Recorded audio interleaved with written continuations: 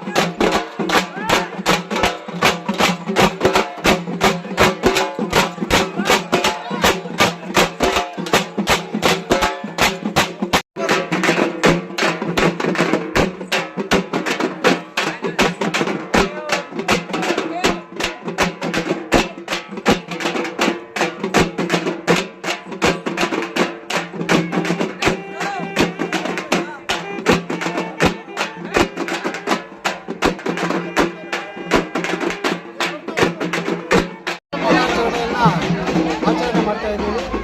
ಇದು ಹಿಂದೂ ಮುಸ್ಲಿಂ ಭಾವೈಕ್ಯತೆಗೆ ಪ್ರತ್ಯೇಕವಾಗಿರ್ತಕ್ಕಂಥ ಮೊಹರಂ ಹಬ್ಬ. ಇದನ್ನು ಗಂಜಗುಂಟೆ ಗ್ರಾಮದಲ್ಲಿ ಎಲ್ಲ ಧರ್ಮಗಳು, ಎಲ್ಲ ಜಾತಿಗಳು ಎಲ್ಲರೂ ಕೂಡ ಒಗ್ಗಟ್ಟಾಗಿ ಎಲ್ಲ ಮುಖಂಡರು, ಈ ಒಂದು ಗಂಜಗುಂಟೆಯಲ್ಲಿರ್ತಕ್ಕಂಥ ಎಲ್ಲ ಪಕ್ಷಗಳ ಮುಖಂಡರು ಪಕ್ಷಾತೀತವಾಗಿ, ಜಾತ್ಯತೀತವಾಗಿ ಎಲ್ಲ ಧರ್ಮಗಳು ಸೇರಿಕೊಂಡು ಇವತ್ತು ಈ ಒಂದು ಮೊಹರಂ ದಿನಾಚರಣೆಯನ್ನು ಗಂಜಗುಂಟೆ ಗ್ರಾಮದಲ್ಲಿ ಆಚರಣೆ ಮಾಡ್ತಾ ಇದ್ದೀವಿ. ಇದಕ್ಕೆ ಬಹಳ ಮುಖ್ಯವಾಗಿ ಈ ಒಂದು ಹಬ್ಬ ಆಚರಣೆ ಮಾಡೋದ್ರಿಂದ ಈ ಗ್ರಾಮದಲ್ಲಿ ಎಲ್ಲ ಧರ್ಮಗಳು ಒಂದೇ ಅಂತಕ್ಕಂಥ ಒಂದು ಸಂದೇಶವನ್ನು ಸಾರುವುದರ ಮುಖಾಂತರ ಈ ಮೊಹರಂ ಹಬ್ಬವನ್ನು ಆಚರಣೆ ಮಾಡ್ತಾ ಇದ್ದೀವಿ. ಸುಮಾರು ನಾವು ಪೂರ್ವಿಕರಿಂದಲೂ ಮಾಡ್ಕೊಂಡು ಬರ್ತಾ ಇದ್ದೀವಿ. ಇತ್ತೀಚೆಗೆ ಕೆಲವು ದಿವಸಗಳು ನಿಂತೋಗಿತ್ತು. ಮತ್ತೆ ಇವಾಗ ಅದನ್ನ ನಾವು ಪುನರಾರಂಭ ಮಾಡಿ ಇವತ್ತಿಂದ ಮತ್ತೆ ಪ್ರತಿ ವರ್ಷ ಕೂಡ ಅದನ್ನು ಮಾಡ್ಕೊಳ್ಳೋದಕ್ಕೆ ಪ್ರಯತ್ನ ಮಾಡ್ತೀವಿ.